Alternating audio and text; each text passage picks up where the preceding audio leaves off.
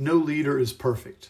We've all made mistakes. And I actually used to tell not only my athletes, but my own children that you can't talk yourself out of a reputation that you behaved yourself into. See, reputation takes time and consistency to change. And if you're trying to overcome past poor behaviors as a leader, it takes more than time. See, time doesn't shift your team's perception of you as a leader.